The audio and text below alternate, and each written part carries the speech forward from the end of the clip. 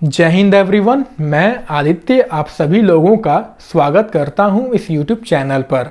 आज की क्लास के अंदर मैं आप लोगों को जियोसिंक्लाइन का मीनिंग, उसका कॉन्सेप्ट, उसके इवोल्यूशन और उसके स्टेजेस के बारे में पढ़ाने वाला हूं। और अगर आप हमारे चैनल पे नए हैं तो मैं आपको बता दूं, हमारी एक सीरीज चल रही है जिसमें मैं आप लोगों को फिजिकल ज्योग्राफी की बुक जो सविंद्र सिंह सर द्वारा लिखा गया है उसको चैप्टर वाइज पढ़ाऊंगा और आप लोगों को इस तरह से पढ़ाने का प्रयास करूंगा कि जब आप बुक पढ़ने जाएं तो बुक आप लोगों को आसानी से समझ में आ जाए।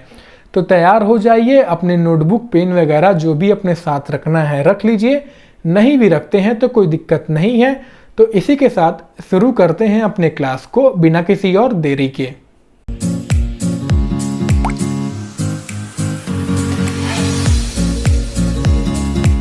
जियोसिंक्लाइन थ्योरी एक ऐसी साइंटिफिक थ्योरी है जो हमारा लेट 19 से लेके अर्ली 20th सेंचुरी के टाइम पीरियड में डेवलप हुई थी। इसका डेवलपमेंट बेसिकली माउंटेन रेंजेस के फॉर्मेशन और डिस्ट्रीब्यूशन ऑफ रॉक फॉर्मेशन को समझाने के लिए या कह सकते हैं एक्सप्लेन करने के लिए हुआ था। ठीक है, इस थ्योरी के अकॉर्डिंग तो जियोसिंक्लाइन थे वो बेसिकली लार्ज डिप्रेशन या कह सकते हैं बेसिस थे हमारे अर्थ क्रस्ट के ऊपर, जो कि सेडिमेंट से फॉर मिलियंस ऑफ ईयर्स से बेसिकली फिल हो चुके थे या कह सकते हैं फिल हो रहे थे। यानी कि लार्ज डिप्रेशन मतलब बेसिकली धंसा हुआ एक ऐसा हिस्सा था, नीचे की तरफ ऐसा हिस्सा था और जो बेसिकली क्या था, सेडिमेंट से बेसिकली हमारा भरा हुआ था और इनके अंदर अभी भी सेडिमेंट भर रहे थे। तो जैसे जैसे उनके अंदर सेडिमेंट भरता गया तो क्या हुआ, उन सेडिमेंट के वेट के वजह से जो उसका बेस था कह सकते हैं जो हमारी जियोसिंक्लाइन थी वो और नीचे की तरफ पहले धंस गई। ठीक है, इनटू दी अर्थ मेंटल, यानी एक तो पहले से धंसी हुई थी, फिर जब उनके अंदर सेडिमेंट हमारा भरा तो उसके वेट की वजह से वो और धंस गई। ठीक है, फिर क्या हुआ, जो हमारी मेंटल के अंदर से जो प्रेशर हमारे आ रहे थे या हीट आ रहे थे, या इसको इस तरह से कह सकते हैं कि हमारे जो कंप्रेसिव फोर्स उसके ऊपर लग रहे थे, तो उन फोर्स के कारण क्या हुआ कि वो जो सेडिमेंट थे उनके बेसिकली वो क्या हुए, मेटामॉर्फोज्ड कह सकते हैं, बेसिकली फोल्ड होके उनके अंदर से बेसिकली क्या हुआ, माउंटेन का फॉर्मेशन हुआ। ठीक है, तो ये बेसिकली हमारी जियोसिंक्लाइन की थ्योरी, पूरी होल थ्योरी जो है पूरी यही कहती है। ठीक है, अगर मैं जियोलॉजिकल हिस्ट्री की बात करूं अर्थ की, तो अर्थ के शुरुआती दौर में जो हमारा अर्थ था वो बेसिकली दो सिग्निफिकेंट फीचर से कैरेक्टराइज्ड था। पहला था हमारा रिजिड मास और दूसरा आता है हमारा क्या, जियोसिंक्लाइन। जो रिजिड मास है it refers to the ancient nuclei of the present continent, यानी कि बेसिकली वो लैंड मास जो कह सकते हैं जिससे हमारी प्रेजेंट के जितने भी हमारे क्या है आपके कंटिनेंट हैं, लैंड मास हैं, वो निकले हुए हैं। ठीक है, उसके बाद ये कहा गया कि जो रिजिड मास थे ऐसा सपोज किया गया कि ये सराउंड थे बेसिकली किससे, मोबाइल जोन्स ऑफ वाटर से, जो कि कैरेक्टराइज्ड हो रहे थे एक्सटेंसिव सेडिमेंटेशन से। किससे कैरेक्टराइज्ड थे, बेसिकली एक्सटेंसिव सेडिमेंटेशन से। इन्हीं मोबाइल जोन्स ऑफ वाटर को कहा गया है जियोसिंक्लाइन, जो कि बाद में कन्वर्ट होकर कंप्रेसिव फोर्सेस के कारण क्या हुए, फोल्डेड माउंटेन में बेसिकली कन्वर्ट हो गए। यहाँ मोबाइल जोन्स ऑफ वाटर का बेसिकली मतलब ये हुआ, यहाँ मोबाइल का बेसिकली आप वो मतलब ना समझ लीजिएगा कि जो स्मार्टफोन पे आप बात करते हैं वो मोबाइल की बात नहीं हो रही है। यहाँ मोबाइल का मतलब मूवमेंट से हो गया, यानी कि geosynclines are consider mobile because they are not static, और कह सकते हैं एक जगह पे फिक्स नहीं होते हैं, बिकॉज क्योंकि क्या होते हैं मोबाइल जोन्स ऑफ वाटर क्या होते हैं, ये एक जगह पे फिक्स नहीं होते हैं। ठीक है, इंस्टेड क्या होते हैं, ये अपना साइज, शेप और लोकेशन जो है वो पूरे जियोलॉजिकल टाइम में क्या होते हैं, चेंज करते हुए आएंगे, इसलिए इन्हें मोबाइल जोन्स ऑफ वाटर कहा गया। ठीक है, इनके कैरेक्टरिस्टिक की बात करें, जनरल कैरेक्टरिस्टिक, यहाँ वर्ड आप ध्यान दिएगा क्या दे रखा है, जनरल कैरेक्टरिस्टिक की बात करें, क्योंकि आमतौर पर जरूरी नहीं कि कैरेक्टरिस्टिक क्या हूँ जियोसिंक्लाइन फॉलो करें, आमतौर पर। ठीक है, कॉमन, यानी कि जियोसिंक्लाइन पहला कैरेक्टरिस्टिक आता है कि जियोसिंक्लाइन जो है वो long, narrow and shallow depression of water होते हैं, यानी कि क्या होते हैं, लंबे होते हैं और चौड़े नहीं, मतलब नैरो होते हैं, प्लस सैलो डिप्रेशन यानी ज्यादा गहरे नहीं होते हैं, डिप्रेशन ऑफ वाटर जोन्स होते हैं। ठीक है, ये कैरेक्टराइज होते हैं ग्रेजुअल सेडिमेंटेशन से और सब्सिडेंस से। ये हम ऑलरेडी देख चुके हैं कि सेडिमेंटेशन के कैसे होता है, सब्सिडेंस कैसे होता है। यानी कि मान लीजिए ये हमारी क्या होगा, जो जियोसिंक्लाइन हो गई। ठीक है, तो क्या होगा, जब इनमें सेडिमेंटेशन होगा तो क्या होगा, ये बेसिकली इनके ऊपर जब सेडिमेंट से इकट्ठा होंगे तो क्या होता है, ये जब सेडिमेंटेशन के भार की वजह से ये जियोसिंक्लाइन होती है, जो पहले इस तरह से दिखती है, वो बेसिकली हमारी इस तरह से क्या होती है, धंस जाती है। तो वहीं दे रखा है कि ये कैरेक्टराइज होते हैं ग्रेजुअल सेडिमेंटेशन और सबसिडेंस से, यानी कि हर डिप्रेशन को, हर धसे हुए एरिया को जियोसिंक्लाइन नहीं कहा जाता, उसी जियोसिंक्लाइन एरिया को जियोसिंक्लाइन कहा जाता है, जो इन कैरेक्टरिस्टिक को क्या करते हैं, फॉलो करती हैं। ठीक है, geosynclines are mobile zones of water, ये हम ऑलरेडी देख चुके हैं, mobile zones of water basically geosyncline को क्यों कहा जाता है। और जो जियोसिंक्लाइन होते हैं, इनके जो बॉर्डर से रिजिड जो एरिया होता है, जो रिजिड मास से बेसिकली क्या होते हैं, घिरे होते हैं। और इन रिजिड मास को बेसिकली हमारा क्या कहा जाता है, इन रिजिड मास को बेसिकली हमारा फोरलैंड कहा जाता है। क्या कहा जाता है, फोरलैंड्स कहा जाता है। ठीक है, यानी कि ओवरऑल हम कह सकते हैं कि geosynclines are long, narrow and shallow water depression characterized by sedimentation and subsidence. ठीक है, आई थिंक यहाँ से आपको क्लियर हुआ होगा जियोसिंक्लाइन क्या होता है, किस डिप्रेशन को कहते हैं, किस कैरेक्टरिस्टिक क्या क्या होते हैं। ठीक है, अब हम बात करते हैं जियोसिंक्लाइन जो हमारा टॉपिक है, जो थ्योरी है, इसका इवोल्यूशन कैसे हुआ, इसका ओरिजिन कैसे हुआ, ओरिजिन होने के बाद इसका इवोल्यूशन कैसे हुआ। जैसे हम अर्थ का इवोल्यूशन पढ़ते हैं ना, पहले हम अर्थ की ओरिजिन पढ़ते हैं, फिर हम उसका इवोल्यूशन पढ़ते हैं कि कैसे उसके अंदर हमारी गैसेज आई, कैसे हमारी लैंड बनी, कैसे इसके अंदर वाटर आई। उसी तरह से अब हम जियोसिंक्लाइन की थ्योरी की वो बात करते हैं कि इसका इवोल्यूशन कैसे हुआ। सबसे पहले इस इवोल्यूशन के अंदर आता है हमारा क्या, concept of hall and Dana. तो जो फंडामेंटल कॉन्सेप्ट था, जो उसका बेस था जियोसिंक्लाइन थ्योरी का, वो सबसे पहले जेम्स हॉल द्वारा रखा गया था क्या, जियोलॉजिकल सोसाइटी ऑफ अमेरिका में, जो कि हमारी 1857 में बेसिकली था। ठीक है, उसके बाद जेम्स डाना ने और इस थ्योरी को हेल्प किया था क्लैरिफाई करने में अपनी मैनुअल ऑफ जियोलॉजी नाम की बुक में। ठीक है, यानी कि यहाँ से एक क्वेश्चन आपको बन सकता है कि मैनुअल ऑफ जियोलॉजी नाम की जो बुक है वो किसके द्वारा लिखा गया है। प्लस एक और बात आप ध्यान दीजिएगा कि आपका एक और क्वेश्चन बनता है कि जो आपका ये जियोसिंक्लाइन जो टॉपिक है, इसको पहली बार किसने इंट्रोड्यूस किया था, जियोसिंक्लाइन थ्योरी पहली बार किसने इंट्रोड्यूस किया था। आप क्या करेंगे, जेम्स हॉल का नाम आता है, लेकिन जो जियोसिंक्लाइन वर्ड है उसको पहली बार किसने दिया था, तो वहां पे आपका जेम्स डाना का नाम आता है। ठीक है, तो ये अलग अलग दो चीज हो जाती है, इसको आप ध्यान दीजिएगा, इसके अलग अलग आंसर भी हो जाते हैं। ठीक है, तो आइए अब हम ये देखते हैं कि बेसिकली डाना का इस थ्योरी के रिगार्डिंग क्या कहना था और हॉल का इस थ्योरी के रिगार्डिंग क्या कहना था। डाना ने बेसिकली फोल्डेड माउंटेन की स्टडी की थी और वहां से उन्होंने ये बताया कि जो फोल्डेड माउंटेन के अंदर सेडिमेंट्स पाए गए थे वो बेसिकली मराइन ओरिजिन के थे और उनके अंदर जो रॉक डिपोजिट थे वो बेसिकली लॉन्ग, नैरो और सैलो सीज के थे। डाना ने इन्हीं वाटर बॉडीज को क्या कहा, जियोसिंक्लाइन कहा गया। कैसे पता किया होगा, उन्होंने बेसिकली मराइन ओरिजिन का या सैलो सीज के थे, तो उन्होंने इस रॉक के अंदर, इन सेडिमेंट्स के रॉक के अंदर जो फॉसिल्स पाए गए थे वो बेसिकली हमारे क्या थे, मराइन के थे, यानी समुद्र के, वाटर के थे। तो वहां से पहली बात हमें पता चला कि क्या ये सेडिमेंट जो है ये वाटर में इकट्ठा हुए होंगे, तब वहां से ये बने होंगे माउंटेन।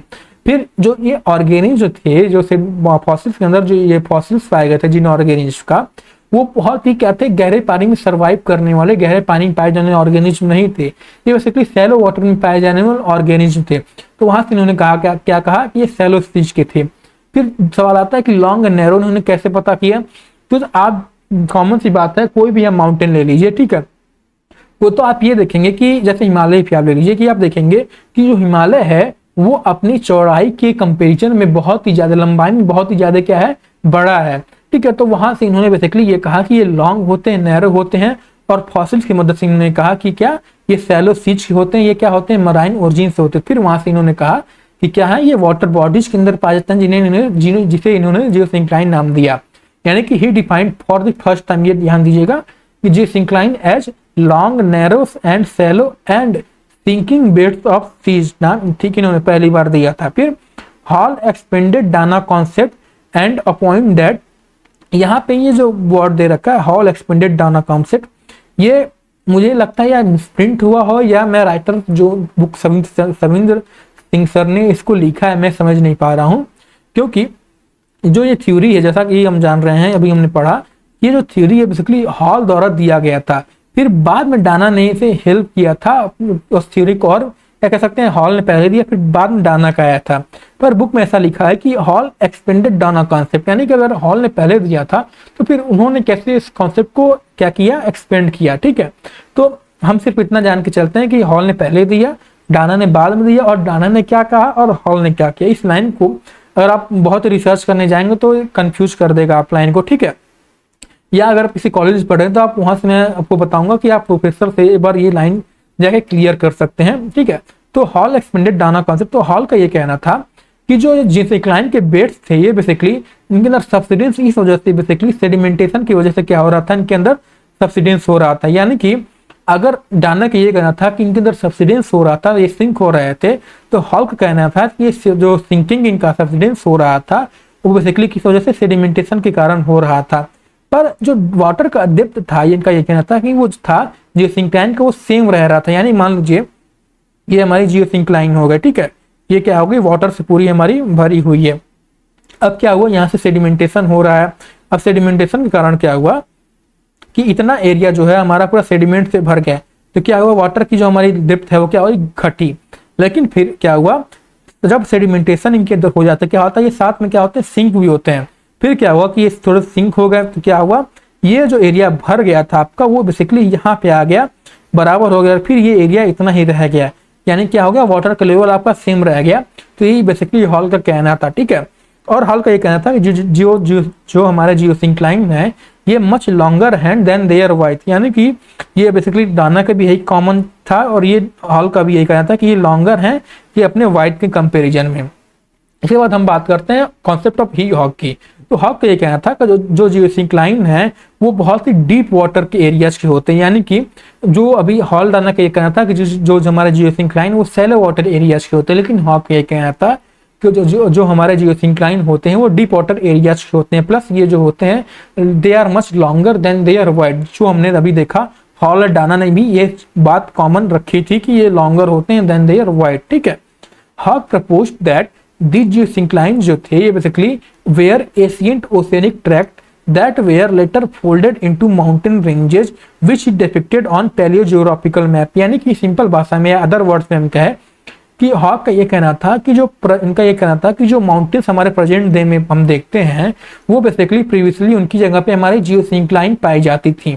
ठीक है, और यह पैलेयोजियोग्राफिकल मैप जो हॉग ने बनाया था, ये बेसिकली पैलेयोजियोग्राफिकल मैप अगर मैं आपको आसान भाषा में समझाने का प्रयास करूं तो इसका मतलब ये होता है कि किसी पार्टिकुलर टाइम पीरियड को दर्शाना, किसी मैप के ऊपर उस जियोग्राफी को लैंड के दर्शाना, वो बेसिकली पैलेयोजियोग्राफिकल मैप हो जाता है। तो जो हॉग ने बेसिकली आपका मेसोजोइक इरा के मैप को दर्शाया था। ठीक है, तो उन्होंने बेसिकली 5 रिजिड मासेस बेसिकली क्या थी हमारी दर्शाई थी उस मैप के अंदर। जो पहला था हमारा क्या, नॉर्थ अटलांटिक, एक था हमारा African Brazilian continent, Pacific continent, Australian, Indian, Madagascar continent, और क्या था, सीनो साइबेरियन कंटिनेंट।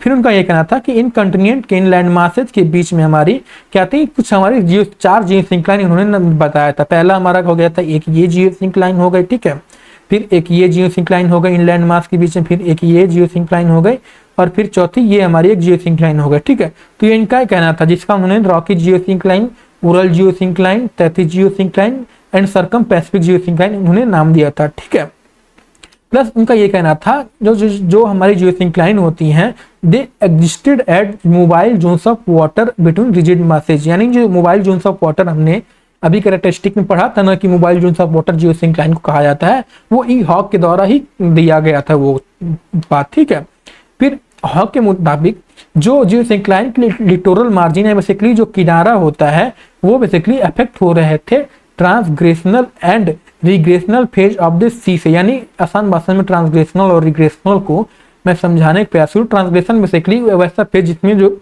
समुद्र का सी लेवल था वो ऊपर बढ़ गया था, और रिग्रेशनल यानी समुद्र का जो सी लेवल का वर्ड था वो नीचे तरफ घट गया था। अब जब सी लेवल बढ़ेगा तो क्या होगा, जो उसका किनारा होगा, लिटोरल जो मार्जिन होगा वो क्या होगा, पानी के अंदर आ जाएगा, और जब सी लेवल घटेगा तो वो क्या होगा, मार्जिन जो होगा पानी के क्या होगा, नीचे मतलब पानी से वो दूर चला जाएगा। तो इससे क्या होगा, वो अफेक्ट करेंगे, जाहिर सी बात है पानी उसके ऊपर आएगा, पानी जब घटेगा तो क्या होगा, उनका लिटोरल मार्जिन अफेक्ट होगा। तो वही बेसिकली हॉग का ये कहना था। प्लस इनका ये कहना था कि जो इनके अंदर सेडिमेंटेशन की प्रक्रिया हो रही थी वो एक सिस्टमेटिक मैनर में हो रही थी। कैसे हो रही थी? इनका ये कहना था कि जो लार्जर सेडिमेंट्स थे वो बेसिकली हमारे मार्जिनल एरिया पे डिपोजिट हो रहे थे। मान लीजिए ये हमारे को जियोसिंक्लाइन हो गए, तो उनकी ये कहना था कि जो हमारे लार्जर जो थे हमारे वो बेसिकली मार्जिनल एरियाज पे डिपोजिट हो रहे थे, जो हमारे क्या थे, शैलो वाटर के थे, जो बड़े बड़े आपके सेडिमेंट्स थे, ठीक है। और जो आपके छोटे छोटे सेडिमेंट थे, छोटे छोटे जो सेडिमेंट थे हमारे क्या हो रहे थे, वो बेसिकली सेंट्रल पार्ट में जो हमारा गहरा था उस एरिया में डिपोजिट हो रहे थे। फिर उनका ये कहना था जब ये डिपोजिट हो रहे थे तो कुछ समय बाद क्या हुआ, इनके ऊपर जब कंप्रेसिव फोर्स लगा इन जियोसिंक्लाइन के ऊपर, तो जो हमारे सेडिमेंट हमारे इकट्ठा हुए थे, ये सेडिमेंट बाद में आपके फोल्ड होके बेसिकली माउंटेन में बेसिकली कन्वर्ट हो गया, ठीक है। तो ये था बेसिकली हॉग का ये ओवरऑल कहना था। उनका ये भी कहना था कि जरूरी नहीं कि जो हमारी जियोसिंक्लाइन होता है उनके अंदर जो हमारी सेडिमेंटेशन की प्रोसेस होती है, सब्सिडेंस फिर इसके अंदर होती है, फिर कंप्रेशन होता है, फिर फोल्डिंग ऑफ सेडिमेंट होता है, ये सब प्रोसेस इसके अंदर हो, ठीक है। हो सकता है कि बस उसके अंदर सेडिमेंटेशन हो रहा हो पर क्या हो, सब्सिडेंस ना हो सकता है, सेडिमेंटेशन हो रहा हो, सब्सिडेंस हो रहा हो पर उनके अंदर कंप्रेशन ना हो रहा हो, फिर हो सकता है कंप्रेशन भी हो रहा हो पर क्या हो, उनके अंदर फोल्डिंग या ना हो रहा हो, ठीक है। तो ये बेसिकली हॉग का कहना था। समटाइम्स क्या कहना था कि no mountains are form from the geosyncline in spite of continuous sedimentation for long duration of geological time. यहाँ से हमें ये भी पता चलता है कि क्या होता है, जियोसिंक्लाइन के अंदर बेसिकली 4 तरह की प्रोसेस हमारी काम करती है। पहला sedimentation, second subsidence, third compression और फोर्थ हमारा क्या होता है, फोल्डिंग ऑफ सेडिमेंट, ठीक है।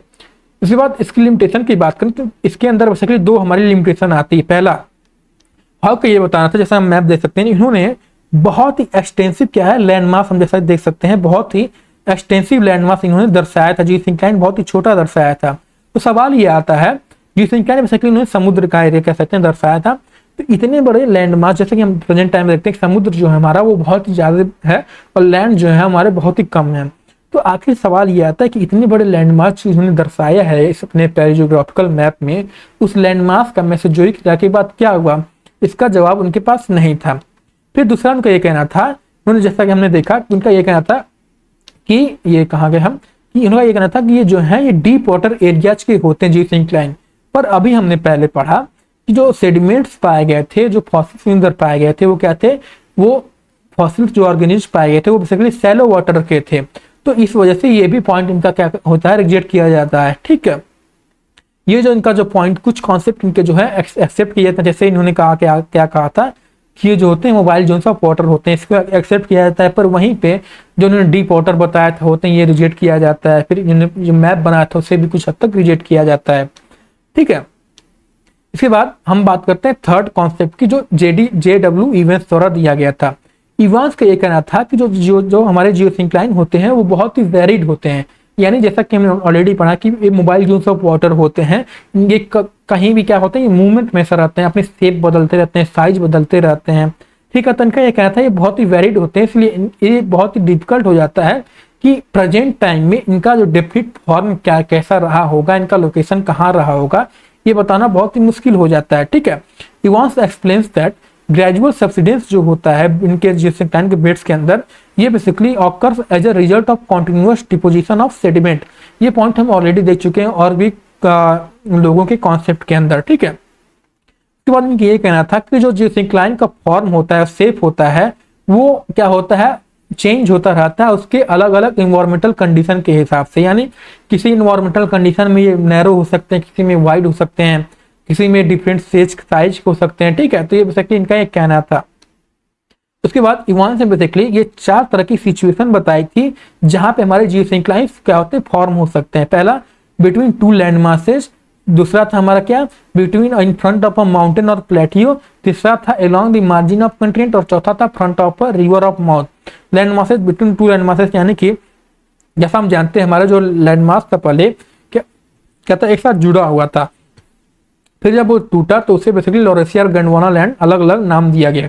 तो उनके बीच का जो एरिया 33C का जो एरिया था उसे बेसिकली 33 जियोसिंक्लाइन नाम दिया गया। तो वही दे रखा है कि 2 लैंडमार्क के बीच में, तीसरा किसी माउंटेन के फ्रंट में या प्लेटियो में। तो ये जो इसका एग्जाम्पल जो रखा है ये बढ़िया से आप तब समझेंगे जब आप इंडियन ज्योग्राफी पढ़ेंगे, पर मैं आपको यहाँ समझा देता हूँ कि जैसा हम जानते हैं, जब हमारा इंडियन प्लेट था, जब यूरेशियन प्लेट से जाकर टकराया तो क्या हुआ, वहां से हिमालय का क्या हुआ, आपका फॉर्मेशन हुआ। तो जो इंडियन प्लेट का वाला जो एरिया था ना, जब टकराया था तो उस समय जो प्लेट का एरिया था वो बहुत नीचे की तरफ था, बहुत डिप्रेस्ड था, ठीक है, धंसा हुआ एरिया था। फिर जब क्या हुआ, जब ये हिमालय बना तो जिससे जब रिवर्स हमारी निकली, तो रिवर्स जो सेडिमेंट बहा के जब इसके ऊपर लाए तो सेडिमेंट से क्या हुआ, ये एरिया बेसिकली हमारा भर गया, फिर उससे हमारा इंडो गैंगटिक प्लेन का एरिया फॉर्म हुआ। तो वही इन्होंने यहाँ पे लिखा है कि तो फॉर्म होने से पहले जो डिप्रेस्ड एरिया बेसिकली था, तो वही बेसिकली इन्होंने जियोसिंक्लाइन रखा है कि माउंटेन या प्लेट्यू के सामने पाया जा सकता है। फिर किसी मार्जिन ऑफ कंटिनेंट के पास भी पाया जा सकता है। फिर तीसरा, किसी ओशियन के या कह सकते किसी रिवर और कंटिनेंट के माउथ पे भी बेसिकली पाया जा सकता है, ठीक है। इसके बाद हम बात करते हैं, हाँ इसके बाद अकॉर्डिंग टू इवांस जो हमारे सारे जियोसिंक्लाइन होते हैं, चाहे उनके अंदर irrespective of their varying form, shape and location are characterized by two fundamental process। यानी कोई भी जियोसिंक्लाइन हो, चाहे किसी भी साइज की हो, किसी भी शेप के हो, उनके अंदर ये दो फंडामेंटल प्रोसेस हमेशा आते हैं। पहला क्या आता है, सेडिमेंटेशन, और दूसरा आता है हमारा सब्सिडेंस, ठीक है। तो आई थिंक यहाँ से आपको समझ में आया होगा। फिर उन्होंने यही कहना था कि सेडिमेंटेशन हुआ, फिर तो वो क्या हुआ, सब्सिडेंस होके फिर माउंटेन का फॉर्मेशन हुआ। ये पॉइंट जो होगा आप पाएंगे कि कुछ सारे जो कॉन्सेप्ट दे रखे हैं सब लोगों ने, सब में कॉमन पाएंगे, ठीक है। इसके बाद हम बात करते हैं सुकार्ट की बेसिकली व्यू के बारे में। अगर मैं प्रोनाउंसिएशन उनका गलत कर रहा हूं तो उसके लिए माफ कर देगा हमें, ठीक है। Schuchert attempted to classify geosyncline on the basis of their characteristic related to their size, location and evolution. Basically Schuchert ने जियोसिंक्लाइन को 3 कैटेगरी में रखा था, मोनो जियोसिंक्लाइन, पॉली जियोसिंक्लाइन और थर्ड मेसो जियोसिंक्लाइन। तो आइए हम इनको एक एक करके देखते हैं। मोनो जियोसिंक्लाइन जो होता है हमारा, वो बहुत ही लंबे होते हैं और नैरो होते हैं, प्लस ये क्या होते हैं, सैलो वाटर के होते हैं। सिमिलर जो बेसिकली मोनो जियोसिंक्लाइन जो हॉलंडाना जो जियोसिंक्लाइन के बारे में बताया था, सिमिलर उसी के तरह का इसका शेप जो सब प्रोसेस होता है सिमिलर उसी की तरह होता है, ठीक है।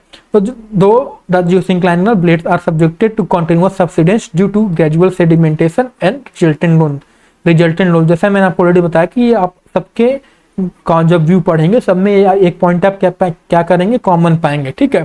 Such geosyncline are situated either within a continent और अलोंग इट्स बॉर्डर। यानी सुकार्ट का ये कहना था कि ये जो सिंक्लाइन मोनो जियोसिंक्लाइन जो होते हैं ये बेसिकली कंटिनेंट के या उसके बॉर्डर पे ही केवल पाए जाते हैं। इनको मोनो जियोसिंक्लाइन या मोनो नाम इसलिए दिया गया क्योंकि जो है ये they pass through only one cycle of sedimentation and mountain building. यानी कि एक ही बार में इनके अंदर सेडिमेंटेशन एक ही साइकिल में हुआ, नहीं ऐसा नहीं कि सेडिमेंटेशन हुआ फिर रुका फिर सेडिमेंटेशन हुआ, एक ही साइकिल इनके अंदर सेडिमेंटेशन हुआ फिर माउंटेन बिल्डिंग हुआ, ठीक है। इसका एग्जांपल जो हो जाता है आपका अपलांचियन जियोसिंक्लाइन, यानी कि जहां बेसिकली हमारा अपलांचियन माउंटेन सिचुएटेड है उसके नीचे वाला एरिया, उस वाले एरिया हमारा अपलांचियन जियोसिंक्लाइन कह सकते हैं हो जाता है, ठीक है। पर जैसा कि हम ऑलरेडी जान चुके हैं, पढ़ चुके हैं कि इनका एग्जैक्ट लोकेशन हमें फाइंड करना बहुत ही मुश्किल हो जाता है, ठीक है, क्योंकि जो है मोबाइल जो सब वाटर होते हैं। फिर दूसरा आता है हमारा क्या, पॉलीजियोसिंक्लाइन। पॉलीजियोसिंक्लाइन जो होते हैं ये भी लॉन्ग होते हैं और ये वाइड वाटर बॉडीज होते हैं, ठीक है। जहां हमने मोनोजियोसिंक्लाइन देखा था कि ये नैरो होते हैं, पॉली आपके वाइड वाटर बॉडीज होते हैं, ब्रॉडर देन दी मोनोजियोसिंक्लाइन, ठीक है। ये जो होते हैं they exist for relatively longer period and have complex evolutionary histories. यानी ये पॉलीजियोसिंक्लाइन से मोनोजियोसिंक्लाइन से लंबे टाइम तक क्या होते हैं, एग्जिस्ट करते हैं। दिस जियोसिंक्लाइन में have experienced more than one phase of orogenesis. जाहिर बात है जब मोनोजियोसिंक्लाइन से लंबे समय तक टिके होंगे तो इनके अंदर क्या होगा, एक फेज से ज्यादा माउंटेन बिल्डिंग की प्रक्रियाएं हुई होंगी, ठीक है। इसके एग्जाम्पल हो जाते हैं फिर रॉकी एंड उरल जियोसिंक्लाइन, ठीक है। इसके बाद आता है आपका मेसो जियोसिंक्लाइन। तो मेसो जियोसिंक्लाइन होते हैं ये वेरी लॉन्ग, ये बहुत ही लंबे होते हैं, नैरो होते हैं, प्लस आपका क्या होते हैं, मोबाइल ओशियन बेसिन के होते हैं। यानी कि मोनो आपके लॉन्ग नैरो होते हैं, सैलो वाटर होते हैं, पॉली आपके क्या होते हैं, लॉन्ग वाइड वाटर बॉडीज होते हैं, और मेसो जो होते हैं आपके लॉन्ग नैरो होते हैं, प्लस एक साथ में वाइड ओशियन बेसिन होते हैं, ठीक है। Which are bordered by continent from all side. ये कंटिनेंट से बेसिकली चारों तरफ से घिरे होते हैं, ठीक है। They are characterized by great abyssal depth and long and complex geological history. इनकी जो हिस्ट्री होती है वो बहुत ही लंबी और कॉम्प्लेक्स होती है, ठीक है। तो अब जाहिर सी बात है जो और लॉन्ग कॉम्प्लेक्स होगी इनकी जो हिस्ट्री होती है वो पॉली जियोसिंक्लाइन से भी ज़्यादा होती है। अब जाहिर सी बात है, पॉली जियोसिंक्लाइन से जब ज़्यादा होगी तो इनके अंदर जो फेज होगा, कह सकते हैं साइकिल जो होगा इस माउंटेन फॉर्मेशन का, वो बहुत ही ज़्यादा बार होगा। ठीक है, ये basically they are similar to the geosyncline conceived by Haug. जो हॉग ने जियोसिंक्लाइन के बारे में बताया था उसके ये सिमिलर है मेसो जियोसिंक्लाइन। ठीक है, इसकी एग्जांपल जो हो जाती है 33 geosyncline which letter become folded into alpine mountain of Europe and Himalayas of Asia. और इसका रिमेनिंग पोर्शन आप मेडिटेरियन सी वाले एरिया में देख सकते हैं। ठीक, इसके बाद हम बात करते हैं कॉन्सेप्ट ऑफ आर्थर होम। आर्थर होम ने basically not only describe the main characteristic of geosyncline but also aimed to explain the cause of their origin and the detailed geological process involved। ठीक, इनके हिसाब से कि कोई संदेह नहीं कि सेडिमेंटेशन के कारण ही क्या होता है, सब्सिडेंस होता है। इसमें सबने बेसिकली बता चुका है कि सब क्या होता है, सेडिमेंटेशन कारण क्या होता है, सब्सिडेंस होता है। पर उनका ये कहना था कि जो सेडिमेंटेशन कारण सब्सिडेंस होता है उसकी वजह से, जैसा कि ये होता है, जैसा नॉर्मल ये पाया जाता है कि जो ये होता है सेडिमेंटेशन की वजह से सब्सिडेंस होता है, उसकी वजह से जो ग्रेटर थिकनेस पाया जाता है सब्सिडेंस का, या माफ करेगा सेडिमेंटेड का, यही पाया जाता है कि इस वजह से पाया जाता है। तो उनका ये कहना था कि इसमें कोई संदेह नहीं कि सब्सिडेंस जो होता है सेडिमेंटेशन के कारण होता है, पर ये जो प्रोसेस होता है but this pressure can not account for greater thickness. जो ग्रेटर थिकनेस पाया जाता है उसके लिए हम इस प्रोसेस को क्या करते हैं, रीजन नहीं मान सकते। प्लस उनका ये भी कहना था कि जो सब्सिडेंस होता है वो अर्थ मूवमेंट के कारण भी क्या होता है, हो सकता है। यानी सेडिमेंटेशन के अलावा अर्थ मूवमेंट के कारण भी क्या होता है, ये हो सकता है। ही फर्दर पॉइंटेड आउट दैट जो प्रोसेस होता है सब्सिडेंस का, वो क्या होता है, वो सडन प्रोसेस नहीं होता है, रेदर क्या होता है, ये बहुत ही ग्रेजुअल प्रोसेस होता है। इसका एग्जांपल इन्होंने दिया था कि अप्लांचियर जियोसिंक्लाइन जो कि बेसिकली जिस 12,160 मीटर की थिकनेस इसको बनने में लगभग 300 मिलियन साल, क्या कितना लगा था, 300 मिलियन साल लग गए थे इसको बनने में। ठीक है, यानी 12,000 की हाइट बनने में सिर्फ 300 मिलियन ईयर लग गए थे। ठीक है, उनसे बेसिकली 4 तरह की जियोसिंक्लाइन बताई है। तो कह सकते हैं उनके मोड ऑफ ओरिजिन के आधार, पहला क्या, माइग्रेशन ऑफ मैग्मा के आधार, formation due to migration of magma. तो उनका ये कहना था कि who suppose that geosyncline could form when magma migrated from the intermediate layer of the earth crust to neighbouring areas. यानी कि ये कहना था कि मान लीजिए ये हमारी अर्थ सरफेस हो गई, ये हमारी मैग्मा चैम्बर हो गए। तो इनका ये कहना था कि अगर यहाँ से मैग्मा, मान लीजिए इतना एरिया का मैग्मा आपका मूव करके किसी और एरिया में यहाँ चला गया, तो ये एरिया तो बेसिकली आप खाली हो जाएगा ना। तो इनका कहना था जब एरिया खाली हो जाता है तो क्या होगा, जब ओवरलाइंग जो इसका वेट रहेगा ऊपर से क्या होगा, धंस जाएगा और ये जो हमारा सरफेस होगा इस तरह से हो जाएगा और इस वजह से जियोसिंक्लाइन का फॉर्मेशन होगा। पर इस थ्योरी को कुछ हद तक क्या किया जाता है, क्रिटिसाइज किया जाता है, क्योंकि ऐसा माना जाता है बिकॉज द ट्रांसफर एंड जो डिस्प्लेसमेंट होता है मैग्मा का, उसकी वजह से सब्सिडेंस नहीं होता है जिससे हमारी जियोसिंक्लाइन फॉर्म हो सके। ठीक, फिर आता है फॉर्मेशन ड्यू टू मेटामॉर्फिज्म। इनका कहना है कि जब हमारी कन्वेक्शन करंट के कारण जब हमारी जो मैग्मा ऊपर की तरफ आती है तो उसके आसपास के जो रॉक होते हैं वो मेटामॉर्फोज्ड होते हैं, तो उनसे क्या होता है, उनकी डेंसिटी बढ़ जाती है। यानी मान लीजिए ये हमारे सरफेस हो गए, ये हमारी कुछ रॉक्स हो गए, जब यहाँ से हमारा मैग्मा उठा तो उनका ये कहना था कि जो आसपास की ये वाला एरिया वाला रॉक्स थे ये बेसिकली क्या हुए, मेटामॉर्फोज्ड होकर बेसिकली इनकी डेंसिटी बढ़ गई। अब डेंसिटी बढ़ेगी, मान लीजिए हाई डेंसिटी ऊपर रही और नीचे लो डेंसिटी, जाहिर बात है क्या होगी, ये नीचे की तरफ धसेगी। जब नीचे तरफ धसेगी तो क्या होगा, ये ऊपर के एरिया धसेगा और जब ऊपर के एरिया धसेगा तो यहाँ पे क्या होगा, एक जियोसिंक्लाइन फॉर्म हो जाता है। तो इनका कहना था मेटामॉर्फिज्म के कारण वैसे फॉर्म होता है। पर इसे भी क्या किया जाता है, इस पॉइंट को भी रिजेक्ट किया जाता है on the ground that compression caused by convergent convective current would not cause metamorphism, rather it would cause melting of rocks due to resultant high temperature. तो इनका ये कहना था कि जो मेटामॉर्फिज्म होता है, मेटामॉर्फिज्म जो होता तो जरूर है, पर कई बार जब इनका कहना था कि जो मेटामॉर्फिज्म हो रहा था ये बहुत नीचे हो रहा था। ठीक है, तो जब नीचे जब मेटामॉर्फिज्म होगा तो वो बेसिकली मेटामॉर्फिज्म नहीं होगा, बेसिकली रॉक पिघल जाएंगे क्योंकि टेम्परेचर जो होता है नीचे वो बहुत ही हाई होता है। ठीक है, उसके बाद क्या है, formation due to compression. Holmes argued that some geosyncline were formed due to compression and subsidence of outer layer of the crust caused by convergent convective current. यानी कन्वेक्टिव करंट कारण बेसिकली कंप्रेशन लगना और land का subsidence होना, जिससे geosyncline का formation होना, इस वजह से इन्होंने ये बताया था। ठीक है, फिर आता है हमारा क्या, formation due to thinning of sialic layer. होम suppose that there may be two possibility for the formation of geosyncline if a column of rising convective current diverge in opposite direction. तो जैसा कि हम जानते हैं कि हमारा लैंड सरफेस हो गया, जब हमारी कन्वेक्टिव करंट उठती है तो उसके अंदर नीचे से जब उठती है और बहुत ही क्या होती है, बहुत ही फोर्स होती है। लेकिन जैसे जैसे वो ऊपर आती है तो क्या करती है, वो अपना हीट खोती है, अपना फोर्स खोती है, अपना प्रेशर खोती है। तो होता क्या है, ऊपर एक ऐसे पॉइंट आता है कि वहां से बेसिकली डाइवर्ज होकर फिर से नीचे तरफ चली जाती है। क्या होती है, फिर से नीचे तरफ चली जाती है। तो उनका ये कहना था कि जब यहाँ से जिस एरिया से डाइवर्ज होती है कन्वेक्टिव करंट, वहां से दो पॉसिबिलिटी होती है क्या, जियोसिंक्लाइन के फॉर्मेशन का। पहला होता है कि जब ये डाइवर्ज होगी तो यहाँ पे बेसिकली क्या होगा, टेंशनल फोर्स लगेगा। क्या होगा, टेंशनल फोर्स के कारण क्या होगा, ये जो ऊपर की एरिया होगी, ये क्रस्ट वाला जो एरिया होगा, मान लीजिए यहाँ पे मैं आपको बता दूं, ये हमारी क्या होगी, क्रस्ट होगा। ठीक है, यहाँ कन्वेक्टिव करंट उठा, इधर से फिर नीचे तरफ डाइवर्ज हुआ, चल जा भाई, नीचे तरफ डाइवर्ज हो तो क्या होगा, इस वाले एरिया में बेसिकली हमारी फोर्स लगेगी, क्योंकि ये इधर से जा रहा है, इधर से इधर जाएगा, ये फोर्स लगे तो क्या होगा, ये वाली क्रस्ट जो होगी ये बेसिकली खींचेगी और क्या होगी, पतली होगी। तो पतली जब होगी तो क्या होगा, यहाँ पे बेसिकली कुछ इस तरह से हो जाएगी, तो पहले इस तरह से, तो क्या होगा, ये वाला एरिया बेसिकली हमारा धंस जाएगा थोड़ा सा। तो क्या होगा, पहला तो ये कारण होगा जियोसिंक्लाइन फॉर्म होने का। और दूसरा इन्होंने बताया कि कई बार क्या होता है, अगर ये जो क्रस्ट होगी इतनी पतली हो जाए कि क्या होगा, टूट जाए, तो इससे क्या होगा, बीच में एरिया में कुछ यहाँ पे टूट जाएगी, तो क्या होगा, यहाँ पे कई बार आपका धंस जाएगा एरिया। जब एरिया धंसेगा तो क्या होगा, सब्सिडेंस कॉज होगा, धंसेगा तो बेसिकली क्या होगा, डिप्रेशन कॉज होगा, डिप्रेशन कॉज होगा तो क्या होगा, जियोसिंक्लाइन का फॉर्मेशन होगा। तो ये बेसिकली दो तरह का इन्हें बताना था। ठीक है, तो ये था बेसिकली ऑर्थन होम का। ऑर्थन होम बेसिकली बहुत ही इंपॉर्टेंट है, क्योंकि इन्होंने ही जो कन्वेक्शन करंट है, बेसिकली हमारा कन्वेक्शन कन्वेक्टिव करंट जो है, इन्हीं के द्वारा दिया गया था। ठीक है, तो एक पॉइंट आप यहाँ पे आप ध्यान दीजिएगा।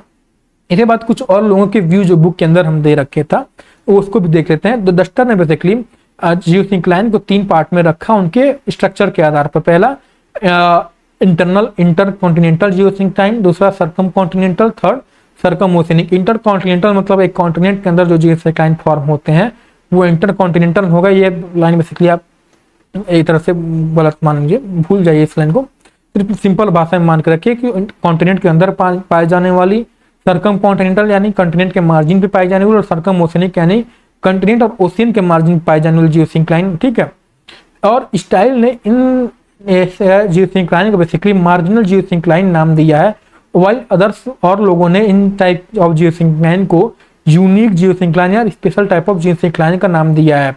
और इसी और स्टाइल ने जो मोर हमारी एक्सटेंसिव फॉर्म में जो हमारी जियोसिंक्लाइन होती है उसे ऑर्थो जियोसिंक्लाइन नाम दिया है। प्लस साथ में स्टाइल ने इंटरमिटेंट वॉल्केनिक एक्टिविटी के आधार पर इनको 2 तरह में क्लासिफाई किया। पहला ईओ जियोसिंक्लाइन और दूसरा मायो जियोसिंक्लाइन। ईओ जियोसिंक्लाइन मतलब जिनके अंदर वॉल्केनिक प्रोडक्ट की अमाउंट जो हो हाई पाया जाए, और मायो जियोसिंक्लाइन मतलब जिनके अंदर वॉल्केनिक प्रोडक्ट की अमाउंट जो हो बहुत ही कम पाया जाए। ठीक है, उसके बाद यहाँ तक बेसिकली आपका जितना भी इवोल्यूशन वाला पार्ट था खत्म होता है। इसके अलावा और भी लोगों ने अपने अलग अलग व्यू दिए जहां से पूरा आपका ये जियोसिंक्लाइन का कॉन्सेप्ट हुआ। ठीक है, अब हम बात करते हैं बेसिकली जियोसिंक्लाइन के कौन कौन से स्टेज होते हैं। तो बेसिकली इनके हिस्ट्री के आधार पर, ठीक है, इनके जियोसिंक्लाइन के हिस्ट्री के आधार पर इनको 3 स्टेज में रखा गया। पहला लिथोजेनेसिस, दूसरा ओरोजेनेसिस, तीसरा ग्लिप्टोजेनेसिस। तो जो आपका जियोसिंक्लाइन का क्रिएशन होना, उनके अंदर सेडिमेंटेशन होना और उनका सब्सिडेंस होना, ये जो तीनों प्रोसेस आता है ये आपका लिथोजेनेसिस के अंदर आ जाता है। ठीक है, जैसा कि आप इसमें देख सकते हैं। प्लस उसके बाद ओरोजेनेसिस, तो उसके बाद जब इनका सब्सिडेंस होने के बाद इनका स्क्वीज होना, इनका कंप्रेसिव फोर्सेज कारण इनका स्क्वीज होना, फिर इनका माउंटेन में क्या होना, बनना, इसे ओरोजेनेसिस कहा गया। फिर जब माउंटेन बनने के बाद उनका धीरे धीरे हाई बढ़ना, प्लस साथ ही में क्या, जैसा कि हम जानते हैं कि जब हमारा कोई माउंटेन जो फॉर्मेशन होता है बहुत ही धीरे होता है, तो एक तरह से जैसे हमारा माउंटेन बनता है तो साथ ही में ऊपर से ही उन पे क्या होता है, इरोजन का डेनुडेशन प्रोसेस क्या होता है, एक्ट करना शुरू हो जाता है। तो ये जो डेनुडेशन प्रोसेस होता है और साथ में माउंटेन का जो प्रोसेस जब एक साथ एक्ट करता है तो वो आपका ग्लिप्टोजेनेसिस के अंदर आ जाता है। ठीक है, तो आई थिंक बस आज के लिए इतना ही। मिलते हैं आपको अगले क्लास में। अगले क्लास में हम एक नया टॉपिक पढ़ेंगे। ठीक है, और अगर आपको ये वीडियो पसंद आई हो या आपको ये लेक्चर इंपॉर्टेंट लगा हो तो इसे लाइक शेयर सब्सक्राइब करना ना भूलें। और आपको कोई भी डाउट, कोई भी क्वेश्चन हो किसी इस लेक्चर के रिगार्डिंग या किसी भी लेक्चर के रिगार्डिंग, तो आप मेरे किसी भी वीडियो में कमेंट करके पूछ सकते हैं, ठीक है। और साथ ही मैंने टेलीग्राम चैनल बनाया जिसका QR कोड आप यहाँ देख सकते हैं। तो इस पे जितना भी अपना चैनल का इंफॉर्मेशन होता है और जैसे जैसे मैं आपको लेक्चर जो होता हूँ अपलोड करता जाता हूँ, तो इस लेक्चर का क्या करता हूँ, जितने भी MCQ इस लेक्चर से बनते हैं, बेसिकली क्या होता है जितने भी MCQ इस लेक्चर से बनते हैं उसको मैं उस टेलीग्राम चैनल पे प्रोवाइड करता हूँ।